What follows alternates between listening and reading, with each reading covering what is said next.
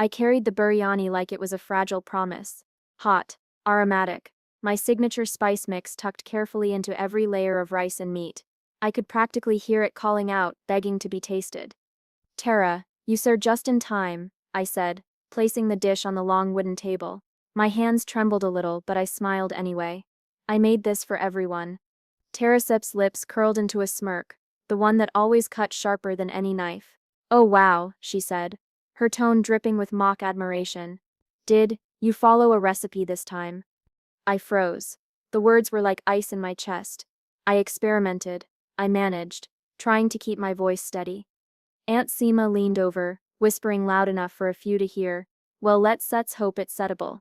I can imagine it making it outside the kitchen. The laughter hit me like a slap. Sharp, unexpected, humiliating.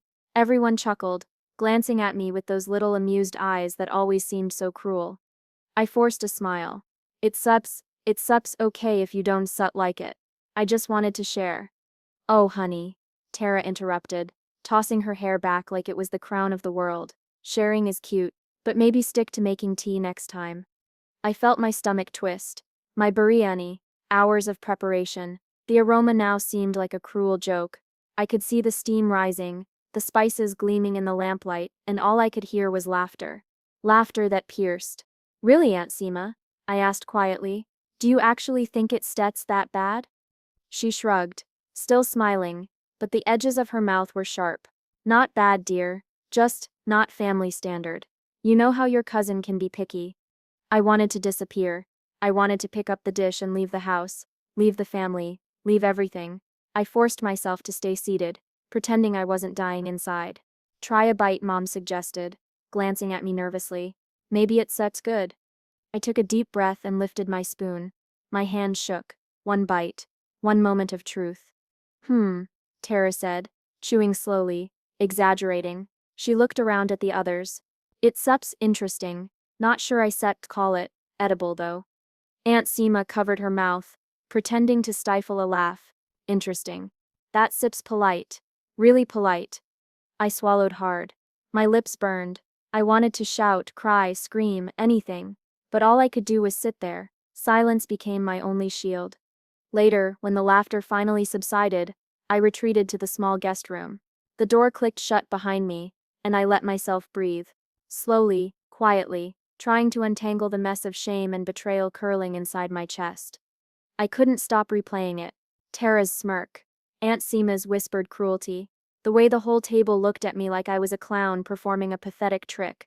Every giggle, every sideways glance, it all echoed in my mind. I touched the edge of the tray I had left on the counter. The rice glistened faintly under the dim light. I could still smell the cardamom, the saffron, my creation, my heart, and they had mocked it. Talent without recognition is invisible. I realized that bitter truth that night. And if I was invisible to them, well, I would have to become something they couldn't ignore, something so undeniable they couldn't pretend I wasn't there. I clenched my fists. I tasted the bitterness. I made a silent vow. One day they would see. One day the laughter would stop, and the recognition would be mine. For now I sat in the shadows of my own house, holding the memory of betrayal close. The biryani had burned in their mouths, but one day I promised myself it would burn in their memories too. I didn't leave my apartment for 2 days. The city roared outside, but inside it was quiet. Too quiet. My mind kept replaying every laugh, every smirk, every whispered insult from the reunion. Maybe I am just bad at this, I muttered to myself, staring at the blank notebook on my counter. My pen hovered, useless. The words refused to come. A knock. Tentative. My mom. Abdul? She asked softly. Are you okay? I didn't look up. Yeah, fine, I said, voice brittle. Too brittle. She stepped in anyway. You don't sound fine. Her eyes searched mine. I saw what happened. Don't let them get to you. They laughed at me, Mom, I said, finally looking up. At me, at everything I made. She knelt beside me, but I pushed the heat away. I couldn't let her see the fire smoldering in me. The anger, the humiliation that had turned cold, sharp, and hungry. You know, sometimes people just don't get it, she said. They don't see what you see, but you can let that stop you. I nodded silently, not trusting my voice. I wanted to scream. They mocked me, Mom. They laughed while I gave them my heart. But I swallowed it. All I could do was retreat into silence, into myself. That night, I sat alone at the counter. The notebook finally open, pen in hand, I began to scribble recipes. Ideas, combinations I'd never dared try before. Saffron with pomegranate? Yes. Cardamom with chili? Why not? Garlic, ginger, and honey. A strange mix. But maybe it would work. Maybe. This is how I fight back. I whispered to the empty room. I cooked quietly. Experimented. Burned rice. Under-seasoned meat. Too much spice. Failed dishes littered the counters like broken dreams. But I kept going. Obsession replaced numbness. Anger became fuel. Every failure was a promise I'd get it right next time. Dad called one evening. "How's my little chef?" he said, trying to lighten the mood. I laughed, but it was hollow. "Experimenting," I said. "Learning." "You're not giving up, are you?" he asked. Voice low, serious. "Never," I said. And I meant it. Every insult, every laugh, every whispered comment, they were all waiting. And one day I'd serve them something they couldn't ignore. By the third night, my apartment smelled like victory in the making. Cardamom, cinnamon, roasting meat, steam curled into the air like a silent promise. I tasted a spoonful and froze. Not perfect, not yet, but closer. I looked out the window at the city lights. They didn't see me now, they didn't know I was plotting, growing, becoming. Invisible, yes, but not for long. Every recipe scribbled, every spice mixed, every burnt attempt, it was my apprenticeship in silence. I wasn't just cooking, I was building something bigger. A kitchen, a stage, a way to make them realize the weight of their laughter. I sank into my chair, exhausted but alive. The numbness of the last few days was fading. Confusion was turning into clarity. Pain was sharpening into purpose. I whispered to myself. A vow in the dark. They mocked me once. Never again. The notebook lay open before me, pages filled with ideas and half-finished sketches. Ingredients scattered across the counter. My anger simmered beneath it all, quiet but relentless. I could forget the pain. I could let it go, or I could let it drive me. And I knew which path I set to choose. I would let it drive me. I thought I'd healed, thought the ashes of the reunion had cooled enough for me to sit at the dinner table without trembling. I was wrong. "Tara, you have to try my mom's new tiramisu," one of her friends said, smiling. Tara rolled her eyes. "Please, I cook better than anyone here. You know my cousin steps steadable disasters steps. I step not about to risk my taste buds on her experiments." I froze mid-step, my fork hovering over my plate. Every word cut me deeper than I expected. My face must have burned, but I couldn't leave. I had to hear it, had to feel it. "Excuse me?" I said, voice shaking. "Oh, come on. You know it's true," Tara said, smirking, not even trying to hide the cruelty. "Everyone laughs behind your back. I just say it out loud." Laughter erupted around the table. Loud, sharp, unrelenting.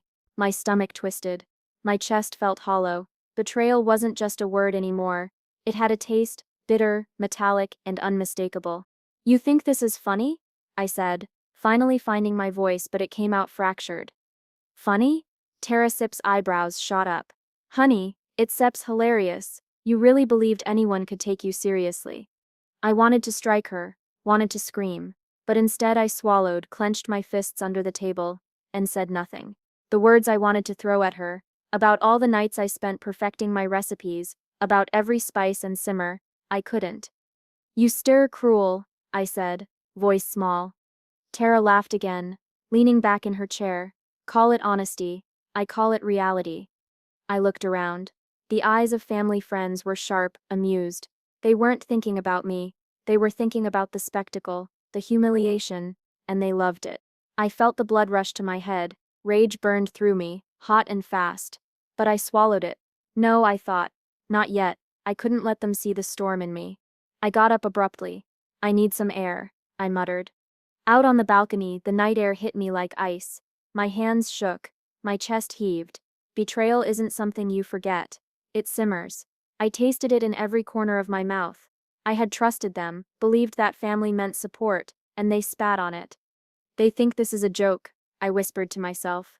They think I set them weak. No, I wasn't weak. Not anymore. Not after nights of experimenting in silence. Not after tasting failure and swallowing it, over and over, until my skill grew sharper than their laughter. I clenched my fists, feeling every failure, every mockery, every sideways glance ignite inside me. I could forgive them maybe, one day, but I wouldn't forget. I shall show them, I said quietly, almost to the air itself. One day the world will recognize me, and every smirk, every laugh, every whispered insult, they shall regret it. I pictured the table again, Tara's smug face, the sharp edges of their eyes, the way the room had tilted in their favor. My stomach churned, but this time it wasn't fear, it was fuel. I went back inside, moving past the table like a ghost. No one noticed, they never do. That night, I sat in my kitchen, notebook open, pen in hand. Recipes sprawled across the pages, some half-formed, some fully imagined. I scribbled faster than my mind could catch up. Spices, combinations, cooking techniques, every idea a small dagger pointed at their arrogance. I once begged them to see me, I whispered to myself, tasting the words. I once ask, I will make them see. I imagined a restaurant, my name in lights, my dishes praised, my skill undeniable. I imagined Tara, their laughter stopped, their smirks wiped away by something stronger than words, by proof. Revenge, quiet, delicious, perfect. The bitterness of betrayal had turned into determination. Every insult was a lesson, every laugh, a warning. And I would serve it back to them, one dish at a time. I walked into Chef Raj's kitchen for the first time, heart pounding, hands shaking, stainless steel gleamed under harsh lights. The smell of garlic, onions, and searing meat hit me like a punch. This was it. My real test. Ah, you must be Wahab, a deep voice said.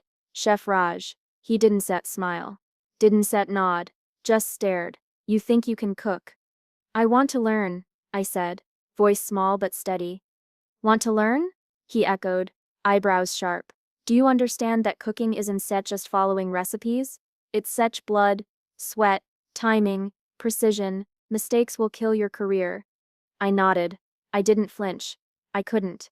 I had spent nights turning anger into technique. I had simmered failure into fuel. You start with sauces, he said. Burn one and you start over. 10 times, 20, maybe then you understand discipline. I gritted my teeth. Yes, chef. That first week was hell. Burnt roux, over-seasoned curries, collapsed soufflés. My fingers burned, my wrists ached, but every scolding, every sharp remark, every look of disappointment was medicine. I absorbed it, let it mold me. One night, while tasting my third failed curry, Lena leaned over. Don't give up, she whispered, eyes bright. You starred too good to quit now. I've been tired of failing, I admitted, frustration spilling out. I just want to be recognized. You will be, she said, smirking. Not here, not yet, but one day they shall regret laughing at you. Her words hit harder than any insult. A spark ignited. I realized my revenge didn't have to be loud. I didn't have to confront them. The world would be my stage, my dishes, my proof. We started experimenting together. Late nights, knives flashing, spoons tasting, laughter mixing with smoke. Lena suggested wild ideas. Mango with chili, beetroot risotto, cardamom custard with a hint of saffron. Every combination was bold, shocking, daring. Wahab, this could work, she said one night, eyes wide. It steps risky, but it tastes divine. I smiled for the first time in weeks. Then it stops perfect. This is the kind of cooking they never see coming. Chef Raj watched silently, occasionally nodding. Precision Wahab, passion without precision is chaos. Don't forget that. I didn't forget. I took every critique, every burnt dish, and filed it away. Every failure sharpened me. Every scolding fueled me. I felt myself evolving, not just as a cook, but as someone who could wield patience, skill, and creativity as weapons. You start obsessed, Lena teased one night, flipping a pan high. Seriously, you dream about spices in your sleep. Good, I said, wiping sweat from my brow. Let obsession be my edge.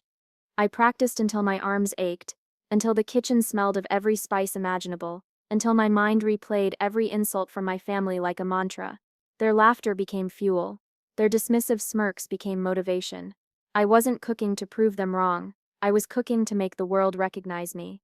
One night, alone, tasting my first perfect biryani, I closed my eyes. The aroma, the layers, the heat, they were mine. Every failure, every mockery had led here. And I realized my revenge didn't have to confront them directly. I didn't have to shout, I just had to be undeniable. The world would taste me, and when they did, my name would linger in every bite. Chef Raj clapped my shoulder. Now you start learning. Control, precision, creativity. Respect the ingredients, and they will respect you back. I nodded, heart pounding. Not just respect from ingredients, but respect from everyone who doubted me. That night, I walked home, hands smelling of spice, mind buzzing with ideas. I imagined a restaurant, my name, my dishes, my rules, a place where the laughter of the past would have no place, where skill, not family opinion, determined value. And for the first time since the reunion, I smiled in the dark, silent, patient, powerful. The pot was stirring, and so was I. I set up my first pop-up kitchen in a quiet alley downtown. No signs, no hints of who I was. Just steel tables, simmering pots, and the smell of spices thick in the air. Are you sure about this? Lena whispered, adjusting the aprons.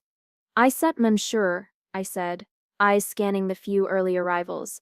No one knows me here. No one will judge me before tasting. The first customer walked up, a local food critic, notebook in hand. I served him my signature biryani, letting the aroma do the talking. He paused, sniffed, lifted a spoonful, chewed, eyes widened. This is remarkable, he said, scribbling furiously. The flavors balanced, bold. Who made this? I smiled faintly from the corner, unseen.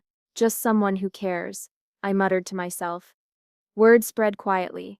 Social media buzzed. Anonymous hashtags. Mysterious chef. Unreal biryani in the alley. The irony made my chest tighten. They mocked me once. Strangers now couldn't get enough. Lena nudged me. You stir smiling too much. Don't let it get to your head. It sets not me, they sets are impressed by. I said softly. It sets the food, and that sets enough. Each dish was a statement. My menu, carefully crafted, hid subtle jokes. A pinch of irony here, a flourish of revenge there, cardamom with a kick of chili, saffron with unexpected sweetness, layers of flavor, layers of proof. One evening, I slipped an invitation under their doors. My family, anonymous. Enticing. A special tasting, it read. No names, just a time and a place. I imagined Tara's smirk when she arrived, expecting another amateur disaster. I imagined Aunt Seema's whispered jokes turning into silence. My heart beat faster, but my exterior stayed calm. The night of the tasting, I watched from the shadows. They walked in, curious, cautious. I stayed hidden, serving dishes with precision. Wow, this is incredible, Tara said quietly, almost shaking. Do you know who made this? Aunt Seema asked, voice hesitant. I let the silence hang, my lips pressed together. My eyes never left the plates. The irony was intoxicating. They had dismissed me, mocked me, and yet here they were, tasting perfection without knowing the source. My silent revenge was unfolding. Lena leaned close. They'll figure it out eventually, she whispered. They feel it, I said. In every bite, every spice, every aroma. This is more than food. It seps memory. It seps karma served warm. Critics snapped photos, posted reviews. Lines formed around the alley. People raved about the mysterious chef. I stayed in the shadows, savoring every compliment that wasn't mine yet. You look satisfied, Lena teased, peeking from behind a hanging curtain. I am, I said, voice low. Satisfied and patient. Patience is part of revenge. I watched them eat my biryani, tasting the layers, unaware of the source. My heart pounded. I wanted to rush out, scream, reveal myself, but I didn't. Power is sweeter when it's quiet, when the proof does the talking. Later, when the night wound down, I finally stepped out.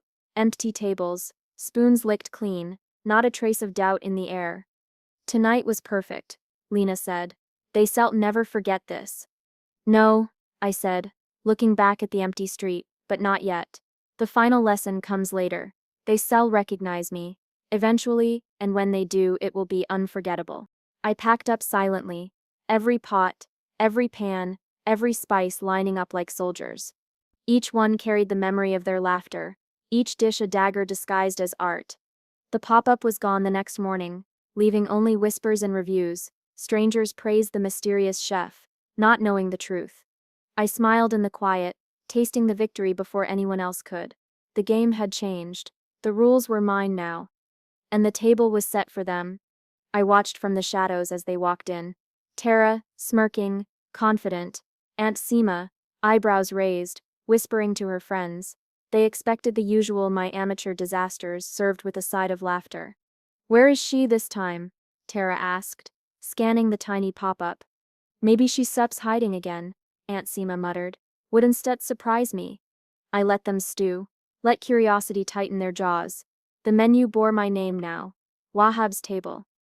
Bold, unapologetic. My signature sprawled across the front like a challenge. "Is that?" Tara's voice faltered. She stopped mid-step, eyes tracing the letters. I stayed in the corner, silent, invisible, observing, patient. The first course arrived. I had chosen it carefully. My perfected biryani, layered with saffron and tender meat, a hint of surprise spice. I watched them lift their forks. Anticipation thickened the air. Tara paused, sniffing the aroma. "It smells different," she muttered. "You think you know," I whispered under my breath. "But you don't know me at all." The first bite hit their tongues. Silence fell. Not the polite kind, not even a stammer. Total silence. I could hear the fork scrape plates. Slow, deliberate. "Oh my, this is..." Aunt Seema's voice faltered. Words failed her. Her eyes went wide. She swallowed hard. Terasep's jaw slackened. "Impossible, how? Who?" I let them sit in that disbelief. Every second stretched, their faces shifted, shock, confusion, humiliation all at once. The crowd around them cheered. Smartphones raised. Pictures snapped. "Amazing. Who's the chef?" "Wahab's table genius." I could hear murmurs, excitement bubbling. The world adored me before they even understood who I was. "What?" "Wahab," Tara finally whispered, voice trembling. "It steps him?" "Yes," I said softly, stepping forward for the first time, calm, controlled. My heart pounded, but my face betrayed nothing. "It steps me." Aunt Seema's hand went to her mouth. She opened it, then closed it, searching for words that didn't exist. Her friends stared, wide-eyed. You laughed at me," I said quietly. Just enough for them to hear. "You mocked my cooking. You dismissed me." Tara stammered. "We didn't know." "Didn't know," I echoed. "You laughed while I gave you my heart. You mocked what I loved. You thought it was a joke." I let the words sink. Their shame was palpable now. The crowd buzzed around them, oblivious to their unraveling. Their mockery had met its reckoning silently, perfectly. I watched them eat, each bite a reminder of the talent they dismissed. Their expressions softened from disbelief to awe, and in that transformation I felt it, the subtle warmth of victory, the quiet thrill of poetic justice. You're amazing," Tara whispered, voice low, almost reverent. "Thank you," I said, keeping my tone neutral, but my mind raced. Every insult, every smirk replayed and burned into them. They couldn't hide it, not from me, not from the crowd, not from themselves. I let them linger in that moment. The irony so delicious, so sharp, I savored it silently. The critics snapped more photos.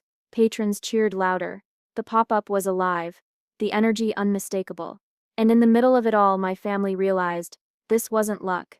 It wasn't a fluke. This was skill, passion, dedication. And they had underestimated me. Lena nudged me gently. "You did it," she whispered. "Yes," I said, eyes never leaving Tara and Aunt Seema. "I did." The crowd clapped. Strangers praised. And my name, the one they mocked, resonated across the room. Recognition, at last. My silent revenge, delivered bite by bite. I didn't need to gloat. I didn't need confrontation. Their shame, their awe, their realization, that was enough. The laughter they once aimed at me had returned to them in a mirror of truth. Tara's eyes glistened. Aunt Seema's face pale. Their dismissal, their cruelty now seemed small, meaningless. And I felt that subtle warmth again, the quiet satisfaction of victory, the knowledge that I had transformed their scorn into a masterpiece. I smiled, silent, patient, powerful. The taste of regret was exquisite. The kitchen was quiet, too quiet, almost. The clatter of pots and the hiss of steam had faded. I leaned against the counter, breathing in the lingering aroma of saffron and roasted spices. The victory was over, or at least the public part of it. A ping from my phone broke the silence. Mom Sep's message. Abdul. I saw the reviews. I Sep so proud of you, you didn't just prove them wrong. You proved yourself. I stared at it, blinking. Pride? Relief? A tangle of emotions swirled in my chest. I had wanted revenge. I had wanted to silence laughter, to turn mockery into awe, but reading her words, I realized something. This journey had done more than humiliate my family. It had healed me, reshaped me. I sank into a chair, letting my hands trace the scratches and stains on the counter. Every mark, every burn scar, told a story. Nights of obsession, burnt biryani, overcooked curries. Every failure had been a lesson. Every insult, a spark. Chef Raj's footsteps echoed. He leaned casually against the doorway, arms crossed. So looks like the amateur finally learned something, he said, eyes twinkling. I laughed softly, though my chest still ached from the weight of everything. I wouldn't call it amateur anymore. Don't get cocky, he said, stepping closer. Revenge tastes sweet, sure, but mastery, he tapped his temple. That tastes sweeter, and this, he gestured to the kitchen, the empty plates, the lingering smells. This is just the beginning. I nodded, thinking of the long nights Lena and I had spent experimenting, tasting, failing, and perfecting, thinking of every moment of doubt, every smirk I had endured. I realized my flaws, impatience, sensitivity to criticism, but I also acknowledged growth. Mom messaged me, I said quietly. She Sep's proud. Chef Raj smiled, teasing. Of course she is. But don't Sef Warki let that distract you. The world isn't Sef just about proving people wrong. It's Sef's about proving yourself right. I absorbed that. The words resonated, deeper than any critique, deeper than any laughter or insult. My voice, my purpose, it wasn't born from revenge alone. It was born from love for this craft, for the fire in me that refused to be extinguished. I looked around at the kitchen, the knives, the spice racks, the scorched counters. Everything bore my fingerprints, my obsession, my ambition. This was mine. My voice, my art, my life. Do you ever get tired? I asked him. Of pushing, failing, starting over?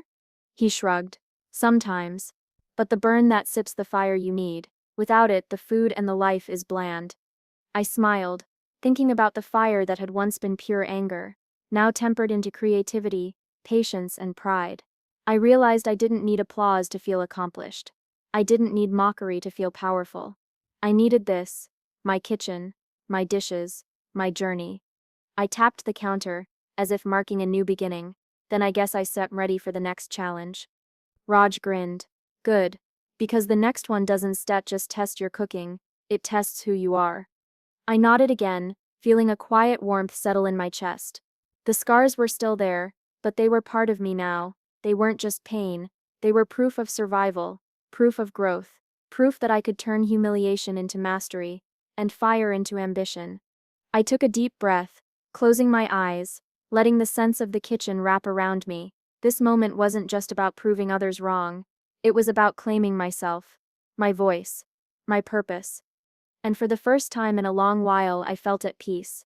The sign hung proudly above the entrance, Wahab's table. My name in bold letters, no hiding, no apologies. I stepped inside, inhaling the scent of polished wood, fresh herbs, and sizzling spices. The kitchen buzzed with anticipation. Tonight, everything changed. Are you nervous? Lena asked, adjusting the final place settings. Nervous. I laughed softly. No, focused. I could see the first wave of guests arriving. Critics, friends, foodies, all eager, unaware of the story behind the name. They didn't need to know. The dishes would speak. My talent would. And then, my family. I spotted Tara first. hesitant, cautious. She lingered by the doorway, trying to measure me, measure the restaurant, measure the moment. Aunt Seema followed, lips pursed, eyes scanning the crowd as if expecting disaster. Abdul, Tara Sip's voice trembled. I? I said sorry for before. I smiled politely. Warm, controlled, distant. Thank you, Tara. That means something. She faltered, searching for more words. None came. I didn't need them. My satisfaction wasn't in humiliation. It wasn't in pointing out mistakes or mocking smirks. My satisfaction was here, in the kitchen, in the aromas, in the murmurs of delight, in the way my dishes vanished almost instantly from the plates. Aunt Seema's gaze softened. Just a fraction, but I didn't rush to fill the silence. Let them stew, let them reflect, let them see that ridicule couldn't touch me anymore. The first course went out. Cardamom-scented lamb, tender and rich. Customers paused mid-bite, eyes widening, murmurs spreading. This is extraordinary, one exclaimed. The second course followed. My signature biryani, layers of flavor, precise, bold, yet comforting. Plates emptied faster than I could track. The energy in the room swelled, applause rising naturally with every course. I watched Tara and Aunt Seema again. Confusion, awe, maybe a hint of shame. I let it linger. My power didn't come from gloating. It came from undeniable proof, from brilliance made manifest. Wahab. I didn't realize, Aunt Seema whispered, trailing off. You did instead, I replied gently. And that stet's okay. What matters is now. I stepped to the pass, wiping my hands, watching my team in action. Every sauté, every sear, every garnish was a testament to what I had built, what I had endured, what I had transformed anger into, patience into, skill into. A customer leaned in, eyes wide. Steph never tasted anything like this. Your name, it deserves to be everywhere. I smiled, nodding. Let them taste. Let them cheer. Let the world know. The dessert course arrived, cardamom-infused panna cotta with saffron syrup, light, precise, layered, a whisper of spice for those who knew to look for it. Patrons closed their eyes mid-bite, savoring. The room erupted in applause. And in that moment, my family finally saw it. Not just the food, the control, the skill, the quiet triumph. I wasn't the ridiculed cousin anymore. I wasn't the dismissed relative. I was the chef, the creator, the one who had turned mockery into mastery. Tara approached, finally finding words. I never should have doubted you. You've done something incredible. I nodded, letting the acknowledgement pass without need for revenge. My satisfaction didn't need confrontation. It lived in the customers' cheers, the empty plates, the way my name carried weight. You've earned this, Aunt Seema said quietly, eyes glistening. I smiled, truly this time. Thank you. The night carried on, each dish a statement, each plate a punctuation. Customers raved, photos snapped, the energy surged. My name became a symbol, not of vengeance, but of brilliance. Later, as the last plate was cleared, I walked alone through the empty dining room. The lights reflected softly off polished counters. The smell of spices lingered, a silent reminder of every failure, every late night, every laugh I had turned into fuel. I pressed my palm to the counter. This was mine, my journey, my mastery, my proof. The past laughter, the dismissals, even the betrayals, they were all echoes now, powerless. Revenge had been served, not with malice but with brilliance. The fire that had burned in anger had matured into creation, pride, and freedom. And for the first time in years, I felt it, pure, quiet, undeniable triumph. I was free. The restaurant hummed with life. Plates clinked, knives danced across cutting boards, and the air carried a symphony of sizzling, bubbling, and aromatic spices. Months had passed since the pop-up reveal, since my family had witnessed my silent triumph, yet every day felt like a new beginning. Lena leaned over a chopping board beside me. You really built something here, she said, eyes shining. People travel miles for this food. I didn't do it alone, I said, letting a rare smile curve my lips. You know that, every mistake, every burnt dish, it all taught me something. All of it led here. Chef Raj appeared at the pass, arms crossed, a smirk tugging at his lips. So teaching the next generation, huh? Passing the fire forward? I nodded, stirring a pot of fragrant curry. Exactly. They need guidance, patience, and a push when they doubt themselves. Just like you did for me. He studied me for a moment, then chuckled. Good. Make sure they learn that talent alone is set enough. Discipline, resilience, that sets is the recipe. I watched a young cook struggle with a complicated sauce, the cream curdling slightly. I knelt beside him. It's Stets okay. Taste it, adjust, start again. Failure isn't set the end. It's Stets proof you set trying. The boy looked up, hope flickering in his eyes. I still try again. Good, I said. Now let Steps make it perfect. Tara walked in quietly, her presence hesitant but respectful. She paused near a table, observing, eyes wide at the precision, the energy, the harmony of the kitchen and dining room. She didn't need to speak. I knew she understood. I just wanted to see, she finally whispered, voice low. You said really done it, Wahab. I done am sorry. I nodded politely. Thank you, Tara. No need to say more. She left a plate untouched, a silent acknowledgement, her pride in check. I felt no triumph over her humility. The satisfaction was deeper, quieter. The proof of my journey didn't need words, didn't need apologies. It lived in the customers' cheers, in the precision of the kitchen, in every perfectly balanced flavor. I glanced at the dining room, now filled with families, critics, and regulars. Phones flashed, laughter rippled, and glasses clinked. My name wasn't just a title, it was a promise, a reputation built from struggle, skill, and perseverance. Lena nudged me gently.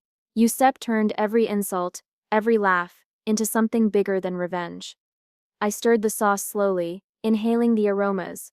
I turned it into life, I said. A life I can be proud of.